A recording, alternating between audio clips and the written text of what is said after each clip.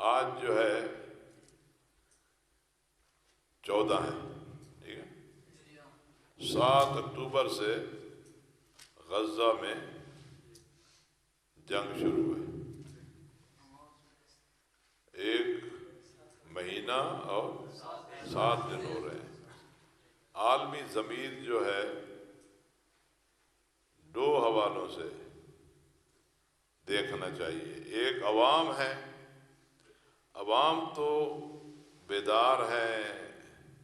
جلوس بھی نکال رہے ہیں، مظاہرے بھی کر رہے ہیں، یورپی ممالک میں بھی، حتیٰ امریکہ میں بھی، اور دکھ کا اظہار بھی کر رہے ہیں، اپنے حکمرانوں سے بھی چاہ رہے ہیں، اور اسلامی دنیا میں بھی تقریباً اکثر ممالک میں بڑے بڑے مظاہرے ہو رہے ہیں۔ لیکن افسوس سے کہنا پڑتا ہے کہ حکمران جو ہیں وہ 2 حصوں میں بٹے ہوئے ہیں۔ ایک حکمران جو بڑے فرعون امریکہ کے اتحادی ہیں، جو اس کے زیر اثر ہیں، وہ کھل کر اسرائیل بھیڑیا خونخوار اور اس کی جو وحشی گری ہے اور وہ جو قتل عام کر رہا ہے اس پہ وہ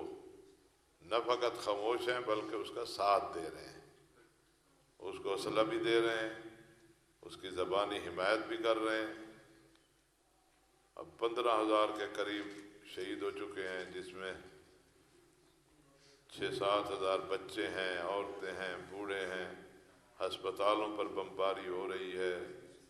اور بازار گلی کوچے کوئی جگہ جو ہے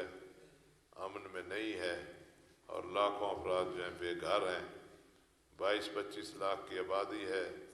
جس کو وہ ہڑپ کرنا چاہتا ہے، اور اس غزہ کی سرزمین پر وہ قبضہ کرنا چاہتا ہے۔ حکمران جو ہیں وہ ایک یہ ہیں، دوسرے جو ہیں حکمران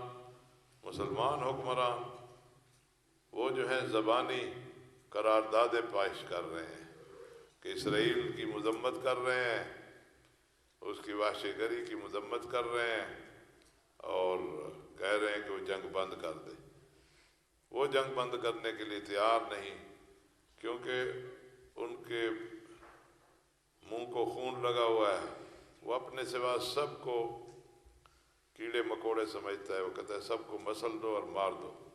خاص کر بچہ تو کوئی نہ رہے تاکہ بڑے ہو کر میرے خلاف نہ ہو۔ تو ایسے اثناء میں جو مسلمان عوام ہیں وہ مظاہروں کے ذریعے اس کی مذمت کر رہے ہیں اور اسرائیلی مظالم کا اظہار کر رہے ہیں۔ پاکستان کی حالت بھی یہی ہے۔ OIC کا اسلامی کانفرنس میں اکٹھے ہوئے سارے اسلامی حکمران، دکھ کی بات ہے کہ کوئی عملی اقدام نہیں کیا، وہی قراردادیں پاس کی ہیں اور مذمت کی ہے، یعنی ایک کمزور ترین حمایت جو ہے اسے کہیں، جس کی وجہ سے اسرائیل جو ہے وہ ڈٹا ہوا ہے، اور وحشی گری پہ اور قتل عام پہ۔ اور فرعون کا زمانہ لوگوں کو یاد کرنا چاہیے کہ وہ بھی ذبح کرتا تھا، عورتوں کو، بچے مارتا تھا، اور وہ سمجھتا تھا کہ میرا اقتدار ہمیشہ رہے گا، لیکن آخر اللہ تبارک و تعالیٰ کی طرف سے اس پر عذاب اترا، اور وہ عبرت بنا سب کے لیے۔ نہ اس کا لشکر اس کے کام آیا، نہ اس کی فوج اس کے کام آئی، اور وہ پھر نار ہوا۔ تو انشاءاللہ اسرائیل اور اسرائیل کے حامی امریکہ، برطانیہ، یہ بھی اسی طرح پھر نار ہوں گے، لیکن ہمارا امتحان ہے، ہماری آزمائش ہے، اور ہم جو ہے اس آزمائش میں ناکام ہوں گے تو اس کی سزا ہمیں بھگتنا پڑے گی۔ پاکستان میں جتنی دینی جماعتیں ہیں،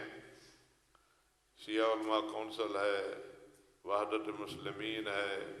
جماعت اسلامی ہے، جمعیت علماء پاکستان ہے، جمعیت علماء اسلام ہے، لبیک والے ہیں، منہاج القرآن والے ہیں، اور ساری جماعتیں ہیں، ان کی طرف سے ماشاءاللہ بھرپور مظاہرے بھی ہو رہے ہیں، مذمتی بیان بھی آ رہے ہیں، بڑے بڑے مظاہرے بھی ہوئے ہیں اور آئندہ بھی ہو رہے ہیں۔ یہ عمل جو ہے کہ سڑکوں پر نکل کر اسرائیل کے خلاف آواز بلند کرنا،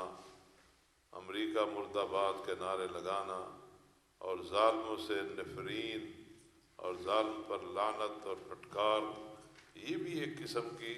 مظلوم کے ساتھ ہمدردی ہے اور ظالم سے نفرت ہے۔ یہ عمل جاری رہنا چاہیے۔ 19 نومبر کو جماعت اسلامی نے لاہور میں غزہ مارچ کا اعلان کیا ہے۔ ہم اپنے تمام ائمہ جمعہ جماعت سے اور تمام دینی سیاسی جماعتوں کے سربراہوں سے اپیل کرتے ہیں کہ وہ لاہور میں ہونے والے